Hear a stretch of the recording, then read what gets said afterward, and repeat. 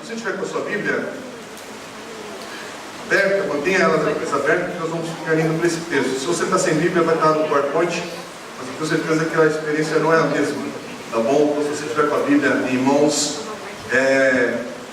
faz toda a diferença. Então, você aprender a manusear a palavra de Deus, ir no texto bíblico e aprender a ter essas referências que você precisa ir ao texto da palavra de Deus. A partir do versículo 6 diz assim essa história: Davi ficou profundamente angustiado, pois os homens falavam em apedrejá-lo. Todos estavam amargurados por causa de seus filhos e de suas filhas. Davi, porém, fortaleceu-se no Senhor, seu Deus. Então Davi disse ao sacerdote Abiatar, filho de Aimeleque: traga-me o colete sacerdotal. Abiatar o trouxe a Davi e ele perguntou ao Senhor: devo perseguir esse bando de invasores? Irei alcançá-los? E o Senhor respondeu: persiga-os. É certo que você os alcançará e conseguirá libertar os prisioneiros. Davi e os 600 homens que estavam com ele foram ao ribeiro de Besor, onde ficaram alguns, pois 200 deles estavam exaustos demais para atravessar o ribeiro. Todavia, Davi e 400 homens continuaram a perseguição. Encontraram um egípcio no campo e o trouxeram a Davi. Deram-lhe água e comida, um pedaço de bolo de figos prensados e 2 bolos de uvas passas. Ele comeu e recobrou as forças, pois tinha ficado 3 dias e 3 noites sem comer e sem beber. Davi lhe perguntou: a quem você pertence e de onde vem? E ele respondeu: sou um jovem egípcio, servo de uma amalequita. Meu senhor me abandonou quando fiquei doente há 3 dias. Nós atacamos o Negueb dos Queretitas, o território que pertence a Judá, e o Negueb de Caleb. Incendiamos a cidade de Ziglag. Davi lhe perguntou: você pode levar-me até este bando de invasores? E ele respondeu: jura diante de Deus que não me matarás, nem me entregarás nas mãos de meu senhor, e te levarei até eles. Quando ele levou Davi até lá, os amalequitas estavam espalhados pela região, comendo, bebendo e festejando os muitos bens que haviam tomado da terra dos filisteus e de Judá. Davi os atacou no dia seguinte, desde o amanhecer até a tarde, e nenhum deles escapou, com exceção de 400 jovens que montaram em camelos e fugiram. Davi recuperou tudo o que os amalequitas tinham levado, incluindo suas 2 mulheres.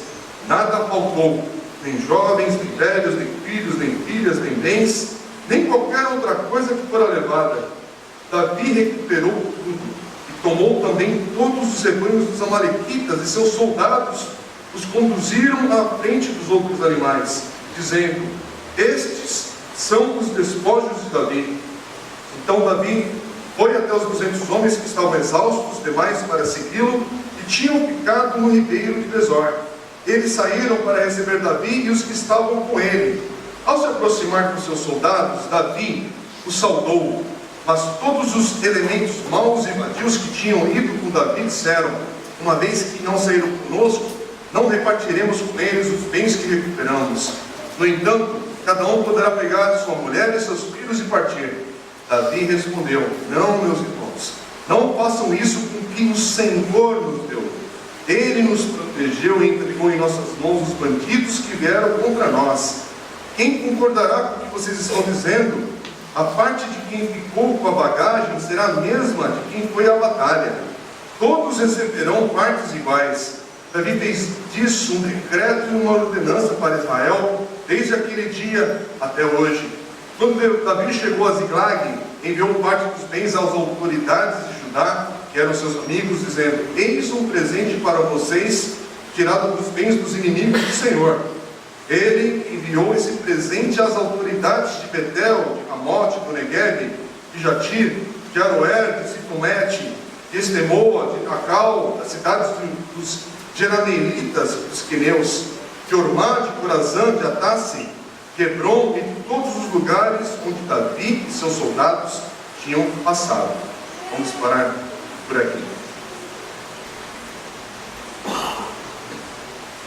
Novamente a gente está no contexto final da história de Davi e Saul.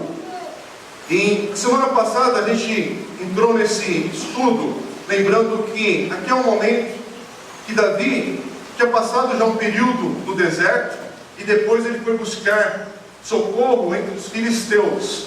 Imagine a cena: Davi, aquele que havia matado Golias, o grande herói dos filisteus, inimigo, conhecido dos filisteus, mas no momento de desespero, de angústia, perdido talvez no contexto que ele está vivendo, de tanta luta, tanta perseguição da parte de Saul, ele fica tão perdido no momento que ele está nessa fase aí, que ele vai buscar ajuda e consegue para ficar entre os filisteus. Mas chega um momento que agora os filisteus vão entrar em guerra com Israel. E aí é o momento de Davi se revelar: ou ele continua fiel aos filisteus, ou de fato ele vai se mostrar que ele era e é fiel a Israel. Mas aí os reis que se juntam para lutar contra Israel, eles mesmos não querem a companhia de Davi nessa batalha. Então eles pedem para Davi e seus homens se retirarem e voltarem para a terra dos filisteus. E aí Davi viria um escape: ufa, consegui escapar dessa situação tão difícil que eu ia ter que me posicionar. E o problema é que quando ele chega na terra lá dos filisteus, onde eles estão vivendo ultimamente com suas famílias, os amalequitas saquearam tudo, levaram as mulheres, os bens, tudo embora. E aí os homens já estão cansados, todo esse período que eles estão vivendo, eles estão já abatidos com tantas lutas que eles têm vivido. E aí nesse momento eles pensam que eles vão ter um respirar, uma pausa em tudo isso. Eles chegam e ficam arrasados em verem que as mulheres, os filhos todos foram levados, os bens, as cidades foram saqueadas. E eles ficam exaustos de tanto chorar. No início do capítulo 30 mostra essa circunstância. E aí chega esse momento, tanta calamidade que eles veem, o coração perde toda a esperança, e eles querem apedrejar a Davi. Imagina a cena: o grande herói deles, mas eles estão num dia de tanta angústia que eles querem apedrejar a Davi. Mas aí Davi busca o Senhor. E é como começa esse versículo 6 e daí em diante. Davi busca forças em Deus, aqui diz o texto.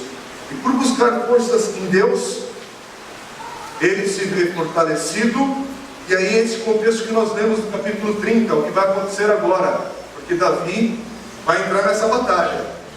E Davi e seus 600 homens vão atrás desses amalequitas que saquearam toda a terra ali. Só que no meio desse caminho, porque ele sabe, Deus fala com ele, Deus vai abençoá-lo nessa perseguição, nessa luta, nós já lemos isso. Só que 200 desses homens, os homens de Davi, ficam para trás, porque estão muito cansados para continuar. É o que fala o versículo 9 e 10 que a gente acabou de ler. E o restante dos homens encontram um egípcio, que era um escravo, que foi deixado para trás pelos amalequitas. Esse egípcio escravo, ele passa a guiar a Davi e seus homens para o local então onde os amalequitas estão. É o que fala dos versículos 11 a 15, capítulo 30. E aí no versículo 16 diz que eles, Davi e seus homens, encontram os amalequitas comendo, bebendo e festejando. E aí imagina a cena: talvez esse grupo está bebendo e comendo faz horas aqui. Alguns vão passar aqui o Natal, virando a noite, comendo, bebendo, em família, festejando, celebrando. Todo mundo sabe o que acontece no dia seguinte de manhã, né? Às 11 horas da manhã você pensa que é 7 horas. Sabe aquele negócio que você olha para o relógio, né, e passa os minutos voando, tão cansado, tão exausto que você está? Eu não vou pedir para você dizer amém, porque todos vão aqui concordar que já passaram por essa cena, né, em algum Natal de suas vidas. Aqui, lógico, guardadas as devidas proporções, é mais ou menos isso que acontece. A turma está comendo, bebendo, festejando, e aí eles não têm forças para reagir, para lutar contra a Davi e seus homens. É o que mostra o versículo 17 depois.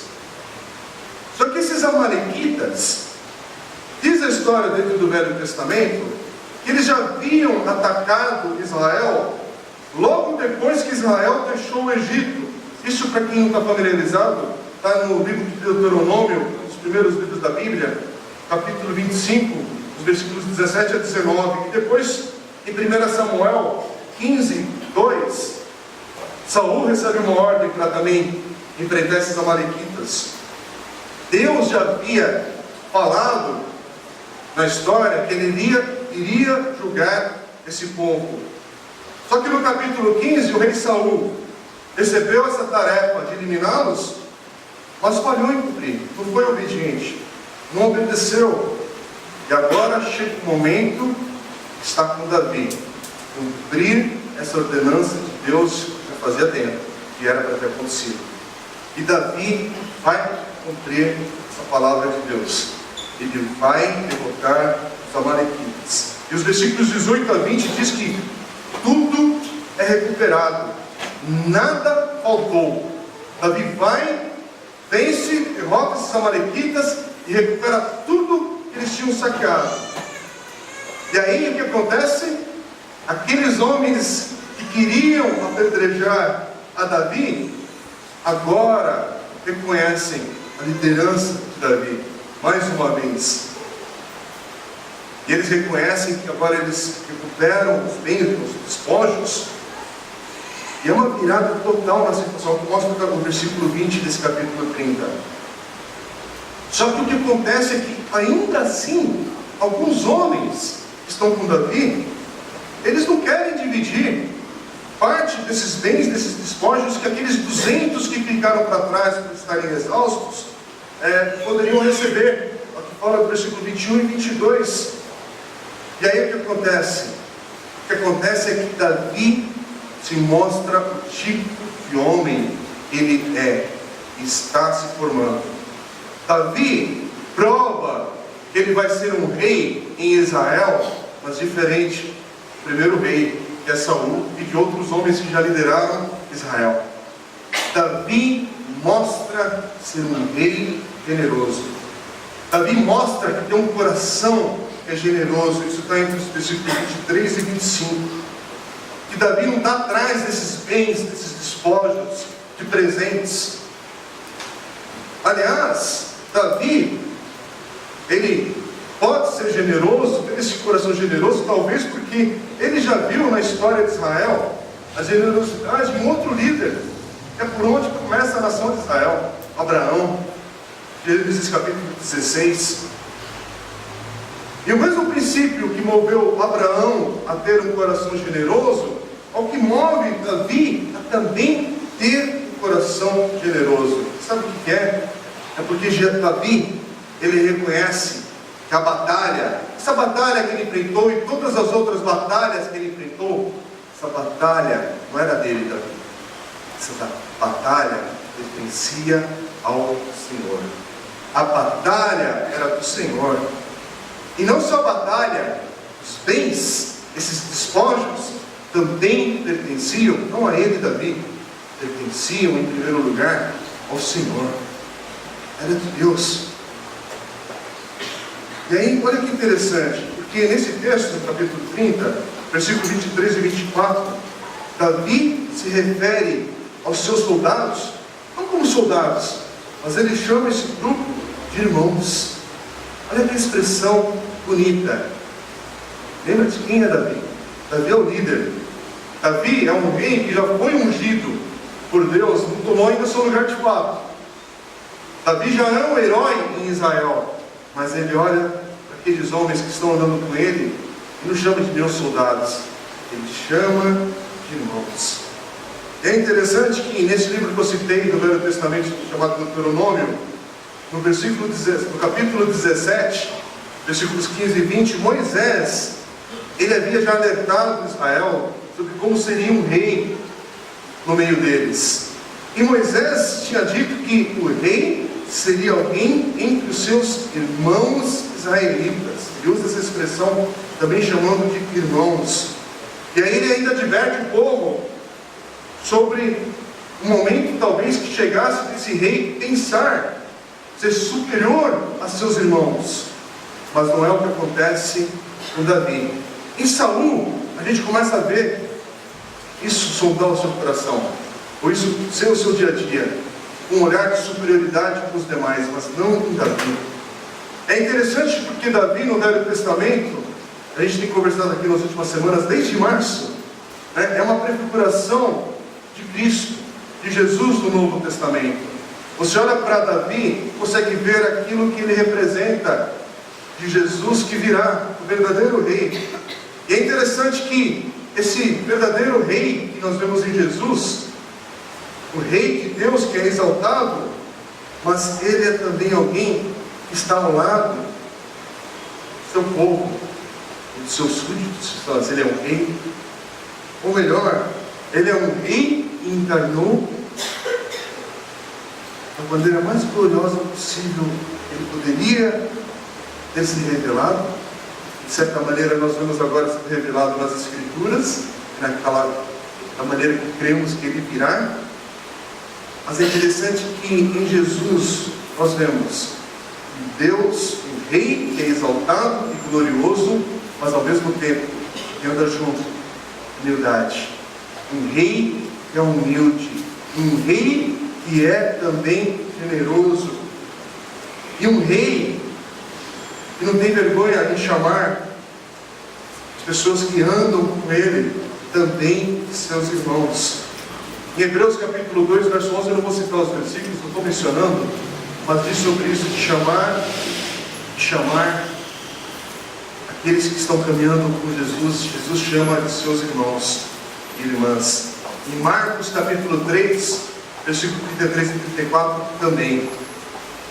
Samuel, ele já tinha advertido de que o rei em Israel, para o povo tomar cuidado com esse pedido, porque foi o povo que pediu para ter um rei.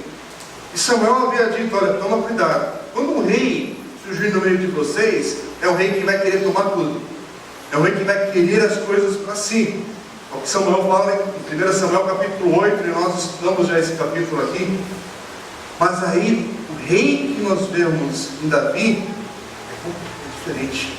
Não é um rei que quer as coisas para si, mas é um rei que quer compartilhar, quer dar. É interessante que nesse texto, Davi começa a manifestar essa atitude nele, no meio do povo. Ele quer abençoar os homens que lutaram com ele. Ele quer dar, repartir, abençoar com os homens que ficaram para trás. E olha como termina esse capítulo 30, versículos 26 a 31, aos líderes de Judá, que de certa maneira nem participaram dessa batalha. E o versículo 26 diz assim: eis um presente para vocês tirado dos bens dos inimigos do Senhor. Que expressão! Primeiro que ele reconhece que tudo isso pertence ao Senhor, e ele quer continuar compartilhando, abençoando. Quer dizer, ele se mostra um governante que é generoso. Ah, como nós somos carentes disso nos dias de hoje na nossa nação. Pessoas que estão numa posição de liderança, de governo, mas que não estão atrás. Quero tudo para mim. As pessoas que estão ali para o bem do próximo, de fato. Irmãos, como a gente poderia escolher um texto que tem a ver com a nossa vida nos dias de hoje, para olharmos para aquilo que a gente está vivendo e não aceitarmos de forma alguma essa imoralidade, a injustiça e pouca vergonha que nós vemos nos nossos governantes e lideranças da nossa nação, em homens que estão em posição, que deveriam entender que estão nessa posição por causa de Deus ainda, mas que deveriam manifestar justiça e um coração generoso. Mas são homens cruéis, são homens que maquinam o mal, que disfarçam o tempo das eleições, das campanhas. Você está esquecido do que acabamos de passar por uma eleição? Tantas promessas, tantas imagens bonitas, tantos abraços em crianças, em idosos, tantos pastéis frios que são comidos nos barzinhos da periferia, né? Que cuscuz 3 dias passados, ele come e dá aquele sorriso alegre, mas maquinando o mal atrás de tudo isso. Quer dizer, se identificando muito mais, se a gente for para a palavra de Deus, com Saul do que com Davi, porque são dois modelos que você pode governar e liderar. Novamente a gente tem uma escolha a fazer. A qual desses modelos a gente vai se referenciar?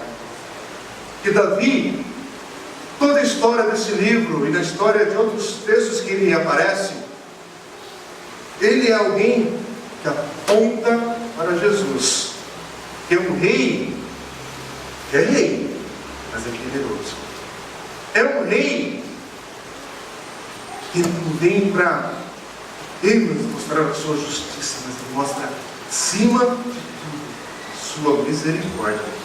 Porque, irmãos e amigos que estão aqui hoje, nessa manhã, se Jesus viesse a manifestar a sua justiça, como às vezes a gente até pede, a gente às vezes ora, mas Senhor, traz a tua justiça no nosso meio.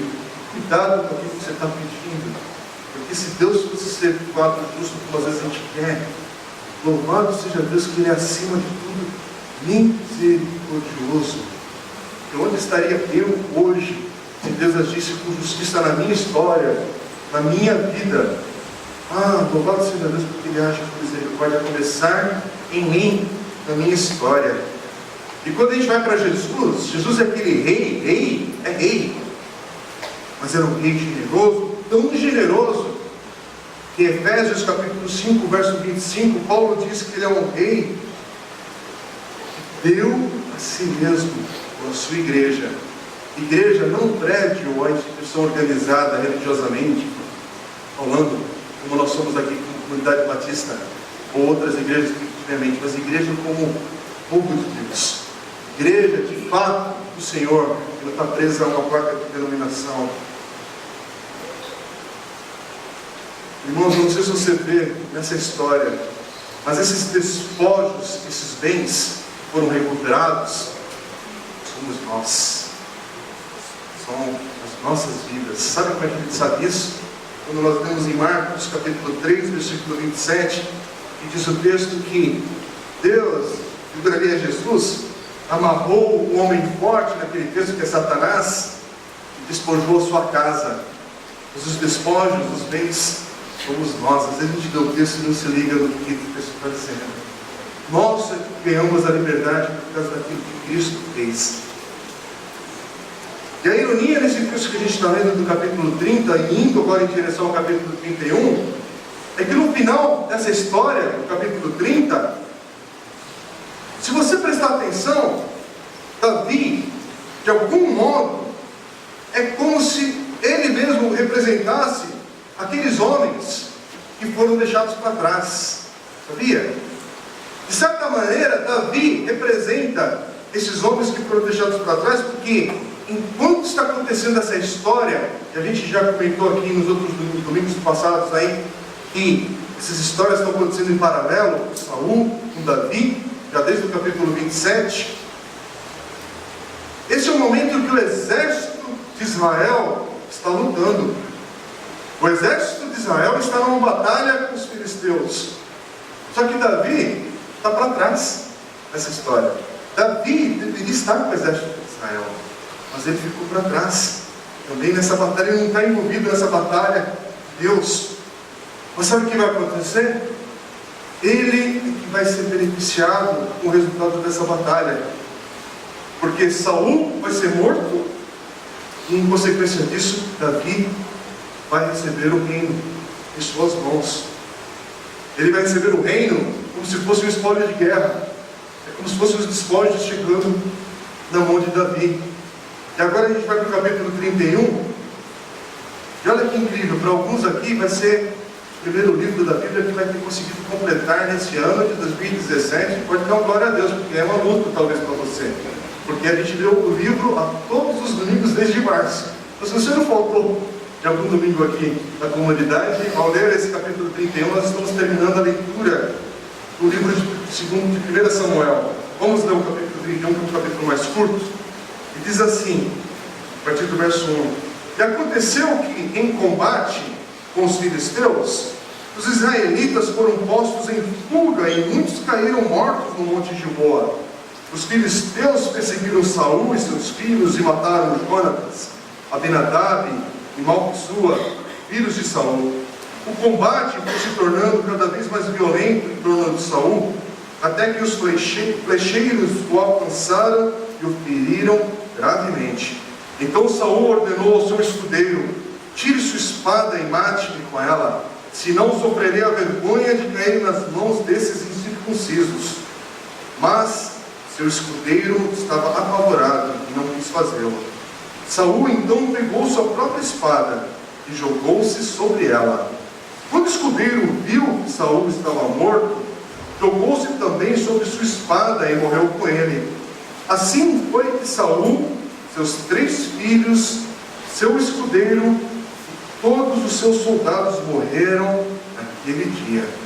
Quando os israelitas que habitavam do outro lado do vale e a leste do Jordão viram que o exército tinha fugido e que Saul e seus filhos estavam mortos, fugiram, abandonando suas cidades.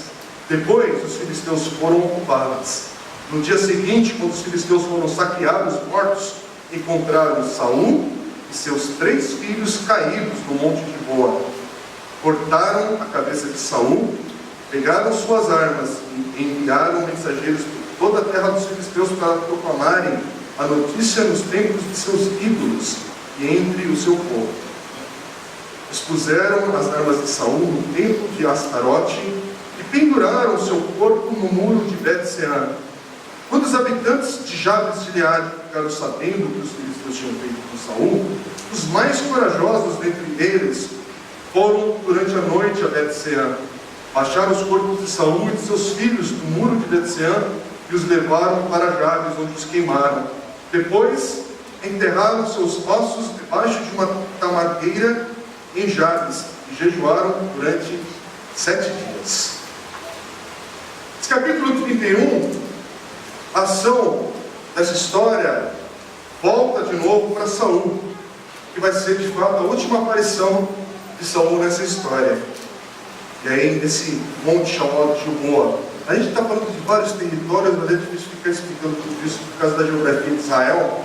Mas quem tiver mais curiosidade, tem diversos locais que você pode matar a curiosidade de entender o local, onde. Mas a gente está indo para o Egito porque num domingo não virou uma classe de estudo bíblico e um pouco vai para o outro lado. Mas a história dessa batalha, ela é contada resumidamente neste verso, que é o verso 1, que diz assim: e aconteceu que em combate com os filisteus, os israelitas foram postos em fuga, e muitos caíram mortos no monte de Gilboa. Que história! Como vai terminar esse livro? Essa primeira parte desse livro. A partir desses versículos, do versículo 2 até o final, o foco vai estar em Saul. Por isso que, a partir do versículo 2, mostra os filisteus perseguem Saul, matam 3 de seus filhos, incluindo um filho que tem um destaque nessa história e na amizade com Davi, que é Jonatas, está no versículo 2. E o versículo 3 fala que Saul é gravemente ferido. Aí então Saul, no versículo 4, pede para o seu escudeiro para acabar de matá-lo, porque senão ele diz assim: sofrerei a vergonha de cair nas mãos desses incircuncisos. Mas aí o escudeiro, com medo, é Saul, é o rei. O escudeiro não tem coragem de fazer isso. E aí Saul se joga sobre sua própria espada. Imagina a cena. E depois o escudeiro, desesperado, também faz o mesmo. No versículo 5, também morre. Quer dizer, é uma derrota gravíssima na história de Israel. O rei e seus 3 filhos são mortos em uma batalha. Fala o versículo 6, além dos homens que são mortos nessa luta. E os filisteus, eles não apenas derrotam o exército de Israel, como eles também passam a ocupar as cidades. E aí Paulo diz que eles ocupam as cidades do outro lado do vale e a leste do Rio Jordão, que é um rio que tem todo um contexto histórico com a história de Israel, no versículo 7. E essa frase que Saul cita, chamando o povo filisteu de incircuncisos, essa palavra incircunciso, ela foi usada no livro de 1 Samuel apenas 2 vezes. Jonatas usa essa expressão antes de derrotar os filisteus, quando ele está numa situação proporcionalmente em menor número ali, ele vai enfrentar os filisteus, no capítulo 14, versículo 6, aí ele chama os filisteus incircuncisos. E Davi, no capítulo 17, usa também essa expressão antes de derrotar Golias. Só que agora Saul usa essa expressão quando ele está para ser derrotado pelos filisteus. Muda o momento. E esse suicídio, a morte de Saul, é simbólica. Porque se você perceber o que está acontecendo aqui, os filisteus não retiraram de Saul do seu trono. Davi, não foi ele também que tirou, removeu Saul do seu trono. Aliás, ele recusa fazer isso por toda a história de 1 Samuel. Quem faz isso é o próprio Saul. Saul faz isso a si mesmo. Quer dizer, Saul moldou sua própria queda. Sabe como? Por meio da desobediência, por meio da falta de fé, e desses atos de desobediência que vai marcando sua história, capítulo após capítulo. E aí, sua queda confirmada com esse ato de suicídio que ele comete. Em 1 Samuel 17, é interessante que aquele momento da luta de Davi com Golias, que Davi se recusou a usar as armas de Saul. E o texto diz que ao invés disso, Davi confiou em Deus, não em armas, não em Saul. E em sua fala a Golias, Davi deixa isso bem claro. Ele não tem necessidade de armas porque ele confia em Deus naquela batalha. Então o que acontece aqui? Agora Saul morre por meio das suas próprias armas. Quer dizer, essas armas de Saul, no versículo 8 a 10, no capítulo 31, aí agora são focadas no templo dos filisteus. E aí, para quem acompanhou esses estudos, lá no início, agora é uma revisão, né? Que a gente aprendeu lá atrás. Talvez isso aqui é um lembrete, esse momento que as armas de Saul são levadas de volta para o templo dos filisteus. O que acontece no capítulo 5, quando a arca do Senhor foi levada também ao templo do Deus chamado Dagon. Só que o contexto ali é justamente o lembrete que Deus pode trazer vitória em meio a uma derrota. O jeito que acaba o livro de 1 Samuel parece que é uma derrota. Mas quando a gente lembra do que Deus fez quando a arca do Senhor foi levada, aquela aparente derrota se tornou uma vitória. E olha o que acontece. Lá atrás, no capítulo 11, em 1 Samuel, os homens de Jabes de Gileade, eles foram salvos no contexto de batalha também por Saul. Como é que termina o capítulo 31 com esse livro de 1 Samuel? Os homens de Jabes de Gileade, mesmo sabendo que eles correm risco de vida, porque até fala que eles são corajosos e se colocam ali para ir atrás do corpo de Saul, e eles vão e recuperam o corpo de Saul, que está ali no momento de humilhação pública, exposto, ali naquele muro chamado Bet-Sean. E esses homens vão lembrar da história, não, esse é o rei que nos salvou. E eles vão com coragem e recuperam o corpo de Saul. É interessante também que diz que Saul perde a cabeça, né? Os filisteus cortam a cabeça. Lembra o que Davi fez com Golias? Paralelos. Mas agora é Saul. E aí o livro termina onde começou. Lembra como começa o livro? Nos capítulos iniciais, os filisteus vencem uma batalha. Aqui parece que os filisteus de novo vencem uma batalha. Só que essa vitória final aqui, com a morte do líder ali de Israel, seus filhos. E nesse último capítulo, se você prestar atenção, 4 vezes vai falar sobre uma expressão que tem a ver com queda, sobre cair. 4 vezes é citado isso. No versículo 1, diz que o exército de Israel foi posto em fuga, e aí o versículo diz assim: e muitos caíram mortos no monte Gilboa. Depois no versículo 4, diz que Saul então pegou sua própria espada, e essa expressão jogou-se, é mesmo de cair sobre ela, caiu sobre ela. No versículo 5, quando fala do seu escudeiro, é a mesma coisa. quando fala sobre jogou-se também sobre sua espada e morreu com ela, depois de cair sobre ela. E o versículo 8, que fala sobre os filisteus, quando eles encontraram Saul, fala assim: encontraram Saul e seus 3 filhos caídos no monte Gilboa. E o livro de 1 Samuel, você lembra a canção que aparece no capítulo 2, logo no início? Quem participou dessa mensagem, desse estudo, ou leu o livro de 1 Samuel no decorrer desses meses, dessas semanas, parece a canção de Ana, que é a mãe de Samuel. E ela faz uma canção, escreve uma linda declaração sobre Deus, e no versículo 6 e 7 do capítulo 2 ela diz assim: o Senhor mata e preserva a vida, Ele faz descer a sepultura e dela resgata. O Senhor é quem dá pobreza e riqueza, Ele humilha e exalta. E o tempo todo a gente está vendo isso acontecer nessa história. Deus humilha e Deus exalta. Essa canção de Ana descreve uma série de reversos. Se você ler a canção toda que está no capítulo 2, acontece isso, mas aí Deus faz tal coisa. Acontece uma outra tragédia, mas Deus vem e faz ao livramento. Quer dizer, na maioria das vezes, esses dois lados, os dois reversos, são identificados. E algo que a gente aprende nessa história de 1 Samuel é que as sentenças que o mundo traz sobre a nossa vida, os vereditos que a gente ouve falar da nossa situação, dos nossos caos, cada um aqui pode ter vivido, inclusive nesse ano de 2016, mas Deus que reverte esses anúncios, esses anúncios de catástrofe, de calamidade, de caos que passam pela nossa vida.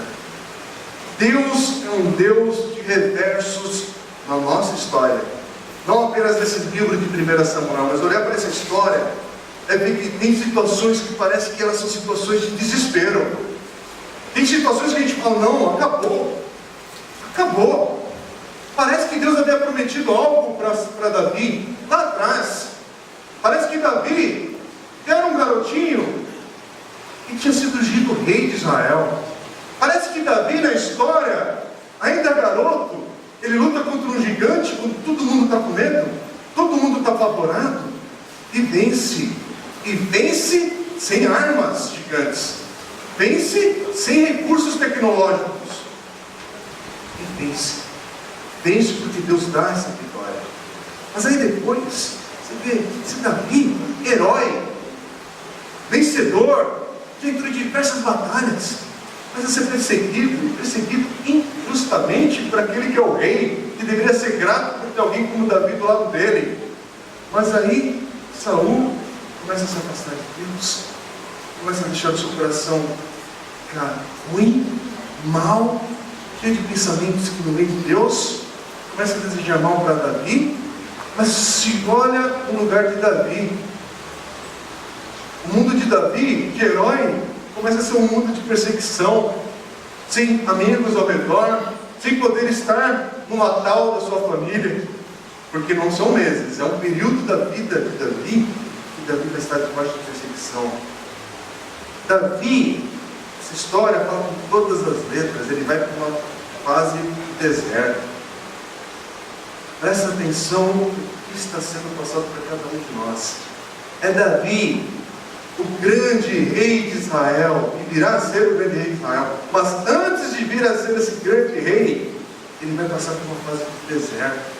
Aí de uma fase de deserto, você fala que já está tudo ruim, ele ainda vai viver entre os inimigos dele, os filisteus. E aí de novo se coloca no lugar de Davi, para Davi, com o seu coração, tentar discernir o que está acontecendo. Irmãos, Davi está perdidinho. É o que a gente vê quando ele está nessa fase, na caverna de Adulão, que é um contexto que acontece alguns capítulos antes, e ainda ele está perdidão, e aí vem gente rejeitada pela sociedade da sua época, são esses homens, que não é um exército de elite que ele monta, é um exército de rejeitados. É que nem a gente começar aqui uma reunião, da igreja, dos profissionais da igreja, e o primeiro encontro vem só para uma desempregada, né? Porque a gente tem hoje esse papo, né? É a reunião de empresário, reunião daquilo, mas aí vem os empresários falidos, né? É empresário quebrado, é empresário com a conta toda estourada, com um processo trabalhista, né? Aí você tem que, né? E aí é o teu público, é o teu grupo para caminhar. Davi está vivendo isso, e aí a gente olha para essa história, e aí, com toda a liberdade que eu tenho de falar com amigos queridos aqui, pessoal que é da igreja e quem está visitando, às vezes as perguntas que você tem, quem não está acostumado, principalmente a estar no ambiente de contexto cristão, evangélico, né? E aí você vê os caras meio malucos falando de um evangelho que você só tem vitória, só tem conquista, só tem o ano da prosperidade. Irmãos, a gente vai fazer agora em 2017, é o ano da vitória. Nunca é esse, para você basear nesse discurso. Como é que você vai garantir que você vai ter um ano de vitória em 2017? Agora é o momento que você vê como você estava na virada do ano de 2015 para 2016. Olha para as expectativas do teu coração naquela virada de ano. E como é que está o teu coração no dia de hoje? Ah, porque era o ano de Josué. Sabe esse negócio que algumas igrejas a gente faz?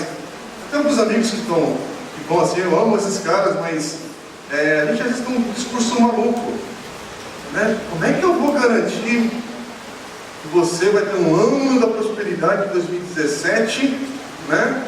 Aliás, já era possível prever a virada do ano passado, né? A gente já previa um ano muito difícil em 2016. A gente só não conseguia entender que ia ser tão difícil como acabou sendo, né? Porque a gente está nesse contexto de mudanças do nosso governo, e eles já sabiam que a mudança de governo ia ser uma fase difícil. E vai ser pior ainda em 2017, porque tudo indica que as probabilidades desse governo também não terminar é trágica, é real, está bem diante de nós, né? E aí você vai ter a opção linda de votar em alguém que você nem sabe quem, né? Dentro dessa bagunça que estamos vivendo hoje.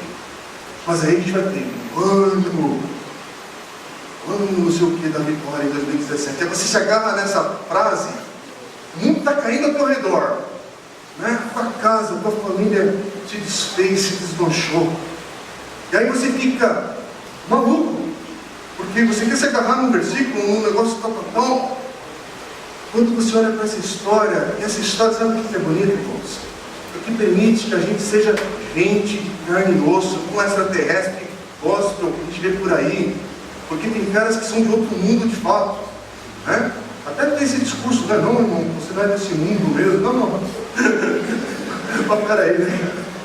A vida real está acontecendo agora. A vida real está acontecendo agora quando você sair por essa porta e volta para a tua casa, e talvez o almoço de hoje, em vez de um almoço de esperança de Natal, de festa, esse é um ano de um almoço amargo. Pelos contextos familiares, das lutas, das adversidades, econômicos, sei lá que nome que você vai dar a isso. De perdas. E aí, o que você faz? Então, a gente vai fazer o seguinte, irmãos. Próximo domingo de manhã, só o pessoal que está bem com a vida, que vem de manhã, para ter um culto mais animado, né? Aí à noite, a gente deixa o pessoal com problemas mais graves. Aí pelo menos a gente já sabe que o ar vai ser mais pesado. A gente canta umas músicas de vitória para ver se o pessoal se anima, né? Chacoalha. E a gente quer fazer esse esforço, porque o que a gente na verdade quer? Poxa, eu quero uma mudança. Eu quero uma mudança na minha vida hoje. Eu quero que a gente vá na igreja, no culto religioso, seja um homem A, B ou C, que tenha uma unção forte, que a gente venha na frente, derrame óleo, sabe? É óleo ungido, óleo lisa, qualquer coisa que grude, mas que possa andar para frente. Não importa o cheiro do óleo, mas que dê certo. Porque eu quero que dê certo. Eu quero que 2017 seja um ano de esperança. E eu não sei que esperança que Deus vai dar no teu coração concreto em 2017, irmãos. Porque parece que na história de Davi, que é um referencial para nós, não foi tão rápido assim os processos de Deus na vida de Davi. Porque Davi vai ser de fato um grande e um maior rei de Israel, superado apenas pelo Messias, por Jesus. Davi vai ter uma linda história ainda em Israel, Mas sabe que linda história é essa? É uma história que vai começar em 2 Samuel. Estou lembrando para quem não está familiarizado, no texto original desse livro, 1ª e 2 Samuel é um livro só. Essa divisão é para a gente ter facilidade em acessar o livro e ler um capítulo, um versículo, mas para o povo judeu, para Israel, 1ª e 2 Samuel é uma história só. E a gente está parando aqui no capítulo 31 hoje, porque nós não vamos entrar em 2 Samuel nesse momento. Nós vamos para um outro livro, em janeiro, nós vamos estudar o livro de Ageu, aqui na igreja. Então já é um desafio você encontrar o livro. Se você encontrar esse livro, é uma grande vitória na tua vida, né? Mas vai se preparando, né? E vai ser um série de estudo bem curtinho. Mas aí nesse momento, irmãos, no livro de 2 Samuel, esse grande rei que será Davi, ele ainda vai adulterar, vai pecar, ele vai favorecer um dos seus filhos. Isso vai ser trágico até o fim da sua vida. Mas olha que interessante, mesmo assim, ele vai ser lembrado como o grande rei de Israel. Sabe por quê? Porque o que o povo, e a Bíblia deixa registrado em Davi, não é as batalhas que ele venceu, mas é o homem que ele se mostrou diante das suas lutas, diante do seu pecado, diante das adversidades e das vitórias. É o caráter de Davi que foi se revelando. Um homem que é chamado na Bíblia como um homem segundo o coração de Deus. Irmãos, a gente vê a canção de Ana, depois nós vamos ver canções de Davi também, que não vai dar tempo para ler hoje, eu vou pular essa parte. Mas é interessante porque o que marca Davi, que Davi vai reconhecer na sua história: Deus humilha e Deus exalta. Deus humilha aqueles que são soberbos, que vão pela aparência. Porque é até interessante que logo no início do capítulo 2, capítulo 1 de 2 Samuel, vai descrever algumas coisas, até do aspecto físico, da maneira como Saul morre, depois das questões com Davi. Aliás, no texto de 1 Samuel, se você perceber, são poucos versículos e momentos que o autor se preocupa em dar descrição física. Mas é interessante porque Saul, quando ele aparece na história, aparece como o maior dos seus irmãos ali em Israel. Ele é o maior no meio do povo, ele se destaca com a sua beleza, inclusive. Davi, ele aparece como o caçula, como o menor da sua casa, com certeza, um garotinho. E é interessante que aí no final você vê Saul em direção a uma queda, que é como ele termina a sua vida. E esse Davi, uma trajetória ascendente, uma trajetória de mudança. E o que isso tem a ver com o nosso hoje, agora? Irmãos, eu não sei o contexto que você vai estar terminando tanto esse estudo, ou se você não estudou com a gente esse livro, mas está aqui hoje, a gente pode falar deste ano de 2016 na tua história. Eu não sei se hoje você aparentemente se encontra caído na sua história. Eu não sei se você encontra no momento da sua história de vida pessoal que você está vindo de uma sequência de sentir-se humilhado, injustiçado. E aí vai dando o nome que vem ao teu coração atualmente, não é para se manifestar não. Mas ao olhar para Davi de novo, essa história que nós estudamos nesses domingos, nesses meses todos, é para a gente olhar para a nossa vida. E se tem algum lugar para a gente cair e se humilhar, não é na vida, na rua, diante do homem, das circunstâncias, e ficar por isso mesmo. Não. Para a gente ir na direção de Deus, para a gente ir na direção do Senhor e confiar na história e nas promessas que Deus tem feito para a nossa vida.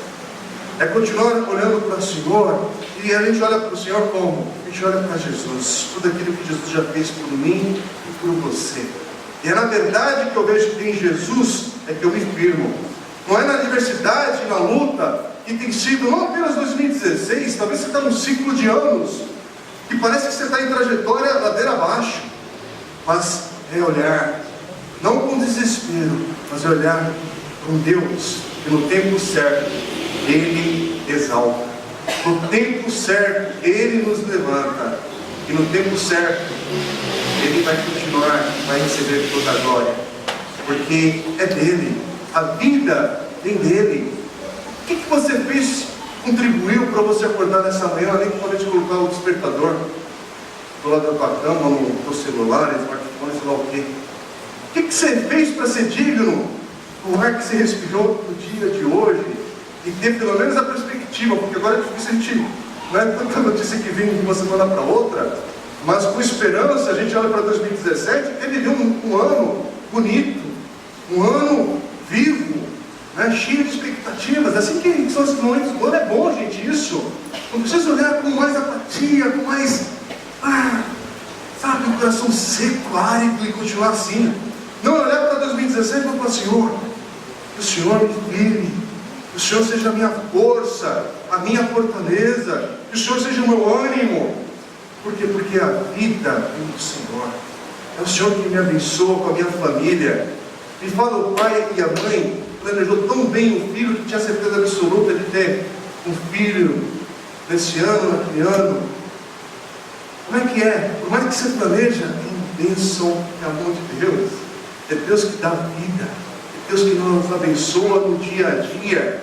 Você pensa que você está com os negócios, e aí os negócios começam a tomar uma proporção, sabe, absurda, e aí você começa a se esquecer de continuar honrando a Deus, e saber: não, agora é uma hora de pausa.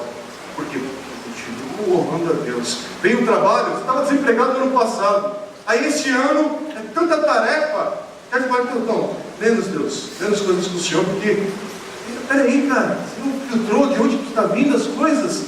Reconhecer que vem de Deus, e por isso eu tenho prioridades.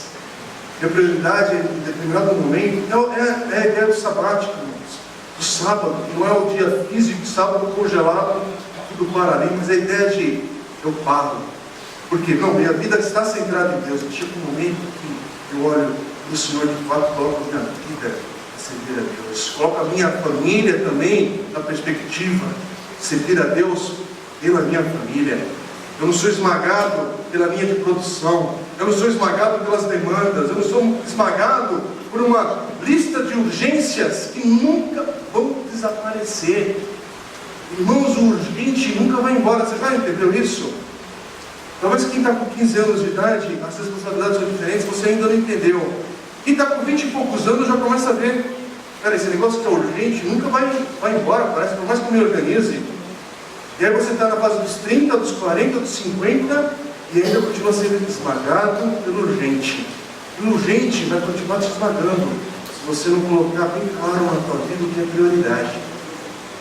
Prioridade é diferente. Prioridade é o que fala com muita importância. Vai ser central para continuar uma vida saudável. É por isso que, irmãos, essa pausa que nós temos na nossa vida dominical, como comunidade, como igreja, não é porque a gente está com falta de o que fazer no domingo pela manhã, mas é porque isso aqui é um momento que é central para a nossa vida. Para a nossa vida de contatos um com o outro, de encorajar um ao outro, de ser bênção na vida um do outro, de se importar um com o outro, de sair dessas demandas, que sempre vão vir, mas eu paro e falo: agora eu vou realinhar, calibrar essas coisas, justamente, porque senão essa vida vai vir e vai me esmagar. E na hora que eu estiver na fase do meu deserto, ou entre os inimigos, se assim a gente pode falar, porque os inimigos nunca é a pessoa ao nosso lado. Por isso que a gente tem que tomar cuidado com o que a gente fala. Se a gente fala do inimigo, já vem sabe aquele negócio que você vai esquecer o nome, que vai tirar o dardo com a foto do teu chefe ali, né? Não é essa a ideia. Porque o teu chefe, ou essa pessoa que você pensa que está te fazendo mal, no fundo, ela não é o seu inimigo. Talvez ela é uma pessoa que precisa do teu amor, da tua misericórdia. Talvez ela esteja espinho na carne, né? É outra coisa, né? Mas ela é outra coisa. Ela é uma pessoa que também carece do amor e da graça de Deus. Ela também é uma pessoa que carece da tua oração por ela. Uma das coisas mais bonitas da oração é quando a gente pode orar não por nós apenas, mas pelo próximo. Sabe por quê? Porque ajuda a gente a menos eu, mais generosidade. Menos para mim e mais para o próximo. Por isso que eu acho bonito esses atos práticos que nós vemos aqui na comunidade. Irmãos, a partir dos pequenos grupos e outros irmãos dos ministérios, a forma de agir aqui da igreja no dia a dia, porque a gente vê muita coisa acontecendo que não é falado, não dá tempo de falar aqui no domingo, mas gente que gasta tempo com o outro, gente que vai tomar um café com o outro, gente que convida alguém para almoçar na sua casa, que vai visitar, gente que caminha junto com os pequenos grupos, gente que se organiza e vai doar sangue, gente que se mobiliza, como aconteceu aqui nesse ano, e abençoa, que nem a gente abençoou a parcela lá de Angola, precisamos de um equipamento médico que era valor alto para nosso perfil de grupo, que foi alcançado pela iniciativa de alguns irmãos aqui da igreja. A oferta missionária que a gente envia, a gente poderia falar o seguinte: não fica para cá, vamos abençoar nosso espaço, nossas crianças, não, tudo a gente está conseguindo fazer, mas como é bom olhar para o reino de Deus, para olhar para o movimento que Deus está fazendo e fazer parte. Como é bom olhar para o meu dinheiro, para os meus recursos e para o meu tempo e falar: Senhor, eu separo tempo de vida, recursos financeiros, o jeito de administrar a minha vida, porque é bom reconhecer o Senhor em tudo isso que o Senhor me dá. É por isso que a gente compartilha, a gente expressa algumas necessidades. Irmão, desse ano de 2016, a nossa comunidade, não vou lá um valor aqui, mas é só para a gente agradecer a Deus. Mas foi, pelo menos declarado, foi quase 40 mil reais que foram aplicados em missões a partir da nossa igreja local. Para a nossa igreja, o nosso espaço, e o grupo que caminha aqui como igreja mesmo, que não é todo mundo que está aqui nesse espaço aos domingos, tem muitos visitantes, gente que passa por aqui, gente que está aqui, mas que não participa desse dia a dia de cuidados da igreja. É um valor considerável, é um valor que a gente tem que ser grato a Deus, porque isso, mas tudo que é feito, que demanda. Então a gente agradece a Deus por reconhecer o Senhor, é o Senhor que provê, o Senhor é a fonte de tudo. Então nesse dia que nós estamos terminando esse livro, é olhar para essas crianças, você que é papai e mamãe, que está aqui com a gente, talvez você não pisa em igreja evangélica, não venha aqui no dia a dia, não tem problema, você é muito bem-vindo a estar aqui, mas olhar para essas crianças e falar: Senhor, que bênção, que gostoso ser grato, ser grato. Olhar para Davi e ser generoso. Gratidão, generosidade, andando juntos. Por isso que, novamente, voltando para o princípio desse livro, Deus é um Deus que humilha e exalta. Mas humilhar não é para desprezar. No nosso momento, às vezes, de humilhação, seja justamente para esperar um momento que Deus vai nos exaltar juntos, mas exaltar também que não é soberba. É um exaltar que é para participar da alegria que Deus permite ser compartilhada. Eu gosto muito de uma canção do Gerson Borges, que é um amigo meu, querido, que já veio aqui na igreja algumas vezes, amigo de muita gente aqui da comuna. Ele tem uma canção que fala que a glória de Deus é compartilhar. Que expressão bonita, que é isso? Glória de Deus é compartilhar. É minha oração por você. Não importa se você está na fase do deserto, uma fase entre os inimigos, ou numa fase que Davi vai começar a viver de ascensão, porque Davi vai receber o reino. Agora, chegou a hora de Davi ser rei. Eu não sei se agora é o teu ano, de fato. Acabou. Sai do deserto. Agora é hora de um ano para respirar. Eu não sei, mas que bênção se for.